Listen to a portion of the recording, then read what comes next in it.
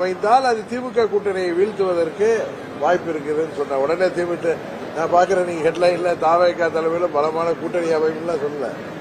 தாவேகா தலைமையிலும் கூட்டணி அமைய வாய்ப்பு இருக்கிறது, 4 முறை போட்டி இருக்கும் என்று சொன்னேன். அதுல நண்பர் சீமான் தனித்து போட்டிடுவார். தேசிய ஜனநாயக கூட்டணி, ஆளும் கட்சி திமுக கூட்டணி, அதை தாண்டி தாவேகா தலைமையில் ஒரு கூட்டணி அமைவதற்கு வாய்ப்பு இருக்கிறது. அண்ணன் செங்கோட்டையன் போன்ற மூத்தவர்கள் எல்லாம் இன்றைக்கு அந்த இயக்கத்திலே இணைந்து அவர் கூட்டணிக்காக பல முயற்சிகள் செய்வதை நாம் கேள்விப்படுகிறோம். தாவேகா தலைமையில் ஒருவேளை கூட்டணி அமைந்தால் அது என்டிஏ கூட்டணியை 3வது இடத்திற்கு தள்ளக்கூடிய வாய்ப்பு இருக்கிறது.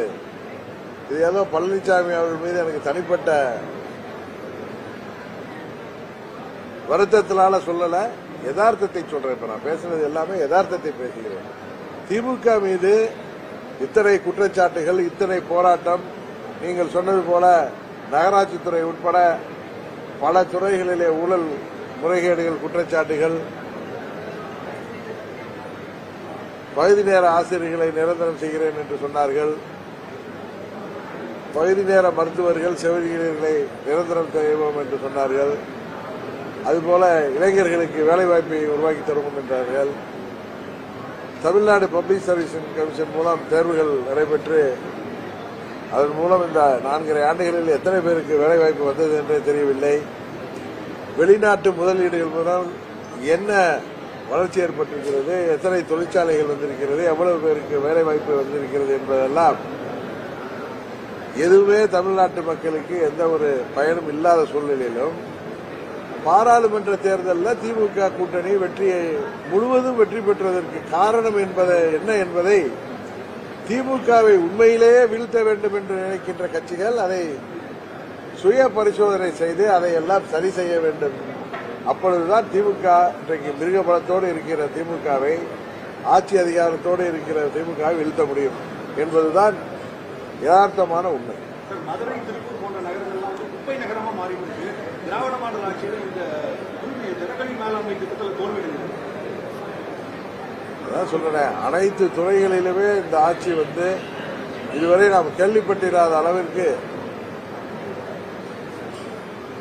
இந்த ஆட்சி ஒரு வெறும் வெற்றி விளம்பர ஆட்சியாகத்தான் செயல்பட்டுக் கொண்டிருக்கிறது. இதை முடிவுக்கு கொண்டு வர வேண்டும் என்றால் உண்மையான எதிர்க்கட்சிகள் அதை சரியான முறையில் அணுக வேண்டும் என்பதுதான் எங்களது கருத்து.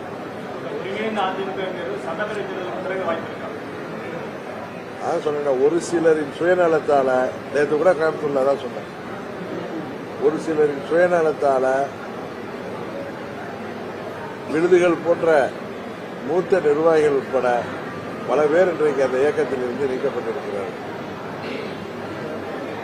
எங்களை எல்லாம் அவர்கள் சுயநலத்துக்காக நீக்கிவிட்டு எங்களை சந்திப்பதெல்லாம் அவர்களே எங்களை நீக்கிவிட்டு நாங்கள் துரோகிகள் என்கிறார்கள். துரோகம் செய்தவர்கள் எங்களை நீக்கிவிட்டு சர்வாதிகாரத்தனமாக துரோகிகள் என்கிறார்கள். இன்றைக்கு அந்த இயக்கம், புரட்சித் தலைவர் கண்ட இயக்கத்தில் சட்டத்திட்டங்களை எல்லாம் மாற்றிவிட்டு அந்த புரட்சித் தலைவர் கண்ட அதிமுகவை இல்லை என்கிற அளவிற்கு அந்த இயக்கம் இன்றைக்கு மாற்றப்பட்டிருக்கிறது. அங்குள்ள எனக்கு தெரிந்து 99% தொண்டர்களும் சரி, நிர்வாகிகளும் சரி, மிகவும் மன வருத்தத்திலும் அதிருப்தியிலும் இருக்கிறார்கள் ஒரு சிலரின் சுயநல செயல்பாட்டால். அதனால் தேர்தலுக்கு முன்பு அங்குள்ள தூங்கிக் கொண்டிருக்கின்ற அல்லது தூங்குவது போல் நடிக்கின்ற நிர்வாகிகளும் தொண்டர்களும் சரியான முறையில் செயல்படவில்லை என்றால் தேர்தல் தருகின்ற பாடம் தான் தேர்தலுக்கு பிறகு அம்மாவின் தொண்டர்கள் எல்லாம் ஒன்றிணைந்து மீண்டும் புரட்சித் தலைவர் கண்ட அதே சட்டத்திட்ட விதிகளோடு அதே பொலிவோடு அந்த இயக்கம் மறுமலர்ச்சி பெற வாய்ப்பு இருக்கிறது என்றுதான் நேற்று உங்களிடம் சொன்னேன், கோயம்புத்தூர்ல அதான் சொன்னேன்.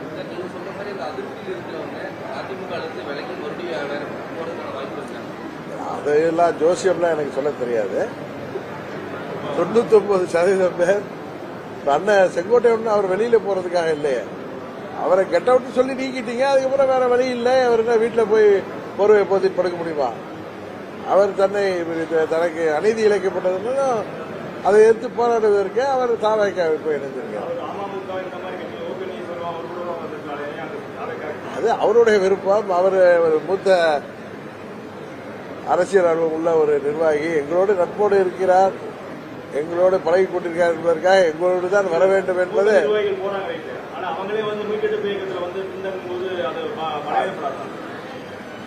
அவரவர் ஒரு வழியில சென்று அவர்களுக்கு இழைக்கப்பட்ட துரோகத்திற்கு நியாயம் தேடுவது இயற்கை. அதனால எல்லாம் எங்க கூட தான் வரணும்னு இல்லை, அவரவர் வழியில அதை பார்த்து யோசிப்பார்கள் மற்றவர்கள். அங்கே தூங்கிக் கொண்டிருப்பவர்கள் அங்கே என்ன செய்வது என்று தெரியாமல் அதிருப்தியில அமைதியாக இருப்பவர்கள் விழித்துக் கொள்ளவில்லை என்றால் என்ன ஏற்படும் என்பதைத்தான் அண்ணன் செங்கோட்டையன் அவர்களின் செயல்பாடு காட்டி இருக்கிறது. அதனால தேர்தலுக்கு முன்பு அங்கு உள்ளவர்கள் திருந்தினாலே ஒழிய அது நடப்பதற்கு வாய்ப்பில்லை என்பதுதான்.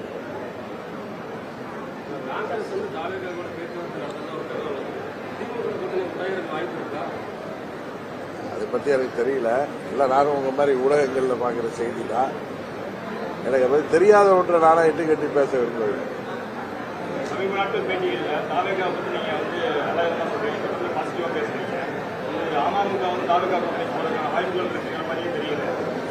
உங்களுக்கு அப்படி தெரியுது. நான் யதார்த்தத்தை நாட்டு நடப்ப இருக்கிற நிலைமைய சொல்றேன்.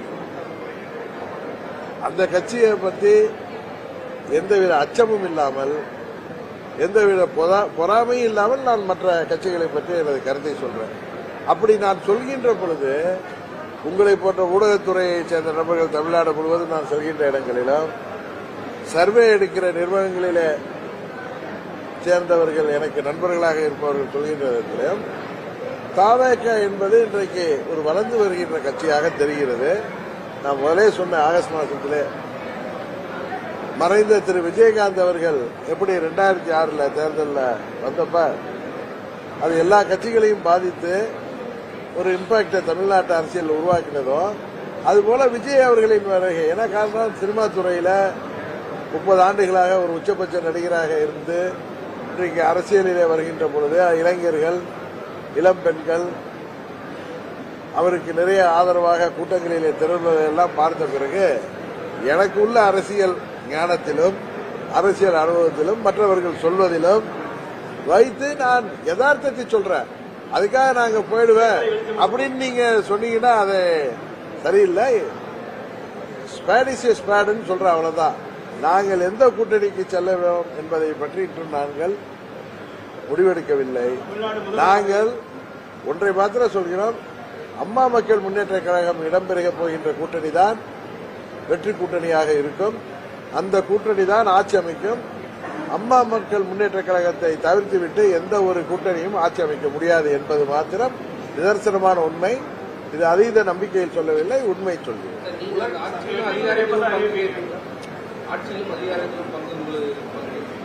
இல்ல, கூட்டணி அமைகிற சூழ்நிலையை பொறுத்து அதை பற்றி முதல்ல நாங்கள் எங்கள் கட்சியை பலப்படுத்தி வருகிறோம். 19, 21, 24 தேர்தலை தாண்டி தமிழ்நாடு முழுவதும் எங்கள் இயக்கம் பலப்பட்டு வருகிறது. எங்களை நாங்கள் தவிர்க்க முடியாத சக்தியாக வளர்ந்து கொண்டிருக்கிறோம்.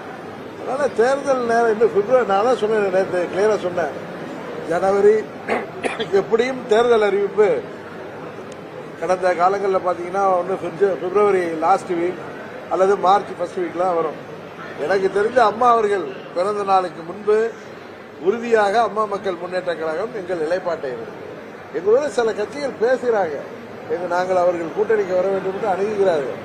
ஆனால் அதெல்லாம் ஒரு முடிவுக்கு வராமல் நான் அதை சொல்வது மரியாதையாக நாகரிகமாக இருக்காது. அதனால நான் யதார்த்தத்தை சொல்கிறேன்.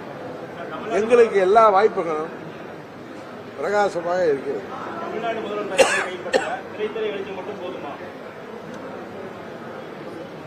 ஆட்சியை கைப்பற்றுவாங்கன்னு நான் சொல்ல வரேன்.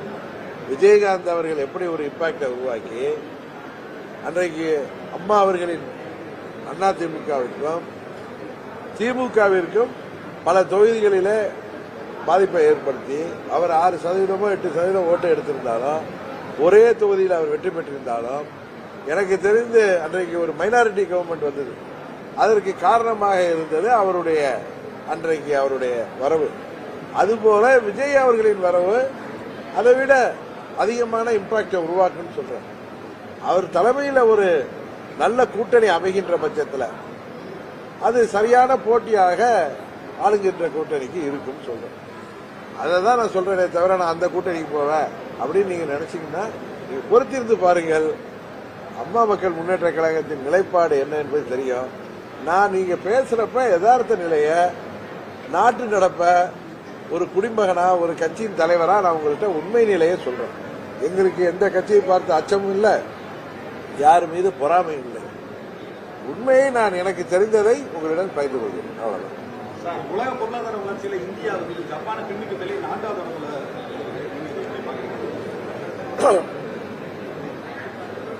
அதனாலதான் 24ல் நாங்க மோடி அவர்கள் பிரதமராக வேண்டும் என்கிற ஒரே நோக்கத்தோடு எந்த ஒரு நிபந்தனையற்ற ஆதரவையும் நாங்கள் கொடுத்து தேசிய ஜனநாயக கூட்டணியில சேர்ந்தோம்.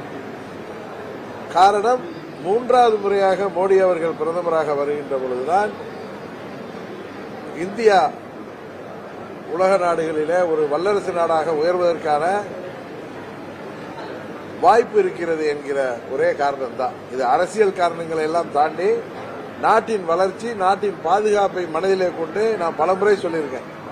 அந்த கூட்டணிக்கு சென்றோம். இன்றைக்கு நாங்கள் மோடி அவர்கள் மீதோ பாஜக மீதோ எங்களுக்கும் அவர்களுக்கும் எந்தவித கசப்புணர்வும் இல்லை.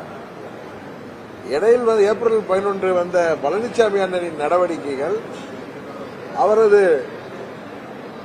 அகங்காரமான பேச்சுக்கள், ஆணவத்தனமான நடவடிக்கைகள், எங்கள் தொண்டர்கள் எல்லோரும் நான் கூட சற்று பொறுமையாக இருந்து முடிவெடுப்போம், சில மாற்றங்கள் வரும் என்று எங்களிடம் முக்கிய தலைவர்கள் சொன்னதால் அதற்காக காத்திருந்தேன். ஆனால் எங்கள் நிர்வாகிகளும் தொண்டர்களும் கொதித்திருந்த காரணத்தினால் வேறு வழி இல்லாமல் நான் வெளியில அதான் போய் சொன்னேன். இல்ல வேற யார் அண்ணாமலையெல்லாம் என்ன தூண்டி விடல, அது தவறான தகவல். நாங்கள் சுயமாக சிந்தித்து எங்கள் தொண்டர்கள் நிர்வாகிகளின் கோரிக்கையை ஏற்று வெளியேறும்.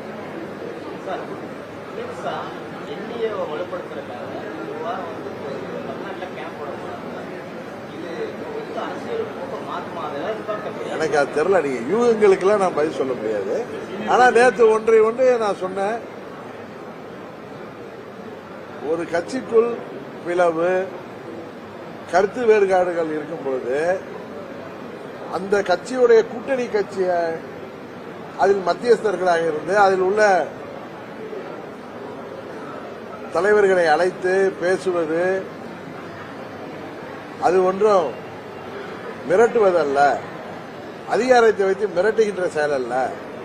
ஒரு மத்தியஸ்தராக ஒரு கூட்டணி கட்சி தான் செய்ய முடியும். ஒரே கட்சியில் பிளவு ஏற்படுகின்ற பொழுது அவர்களுக்குள் அது பேசி தீர்ப்பதற்கு வாய்ப்பே இல்லை. எங்களுக்கு தெரியும்.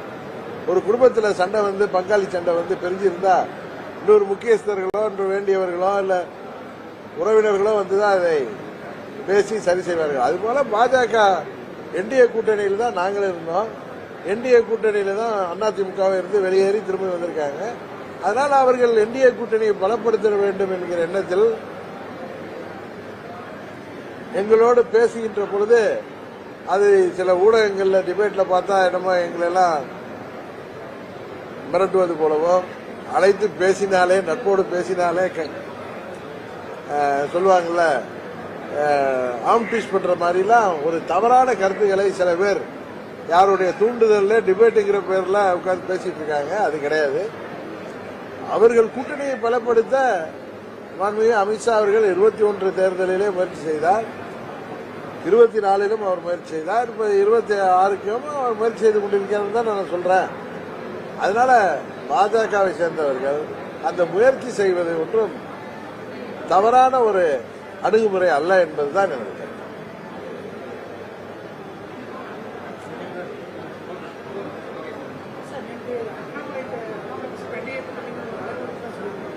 இல்லைங்க, அவரை நேற்றுன்னு இல்லைங்க, பொதுவாக என்னிடம் பேசும் பொழுது நாங்கள் இடையில தொலைபேசியில பேசுகிறப்பெல்லாம் அவர் என்னை வந்து நீங்க மீண்டும் இந்திய கூட்டணிக்கு வர வேண்டும் என்று ஒரு நண்பராக என்னை அவர் தொலைபேசியில் பேசும்போதெல்லாம் அழைப்பார். ஆனா அவர் போய் என்னை தூண்டி விட்டு வெளியேற்றினார்னு வெளியேறுவதற்கு காரணமாக இருந்துச்சுன்னு ஒரு தவறான ஒரு கருத்தை ஊடகத்தில் விதைக்காதீங்க, அது பல வருத்தங்களையும் பல பேருக்கு தர்ம சங்கடத்தையும் உருவாக்குகிறது சொன்னார்.